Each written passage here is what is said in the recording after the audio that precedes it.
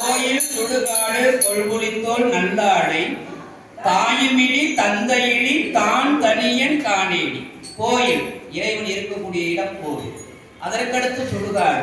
ஐந்தாவது தொழிலாக வீட்டிருக்கக்கூடியது அவனுடைய அழித்தல் தொழில். அங்கே இருக்கக்கூடியவன் வெந்நீர் அணிந்தவன். சுடுகாட்டில் இருக்கக்கூடிய பிணங்கள் எரிக்கப்பட்ட அந்த பிணத்தினுடைய சாம்பலை தன்னுடைய உடல் முழுவதும் பூசி இருக்கக்கூடியவன். பிணத்தினுடைய உருவங்களை, பிணத்தினுடைய பொருளை தன்னுடைய கழுத்தில் காதில் அணிந்திருக்கக்கூடியவன். அங்கு இருக்கக்கூடியவன் சிவன். அவன் சிவனுக்கு துணையாக இருக்கக்கூடியவன் காளி. சிவனுக்கு அங்கு இருக்கக்கூடியவன் காளி. காளி என்பவள் வெற்றியை தரக்கூடிய பெருமகள். காளி என்பவள் வெற்றியை தரக்கூடிய பெருமகள். படிப்பவர்கள், வாசிப்பவர்கள் அத்தனை பேருமே நீங்கள் முதன்மையாக வணங்கக்கூடிய தெய்வம் காளியாகத்தான் இருக்க வேண்டும்.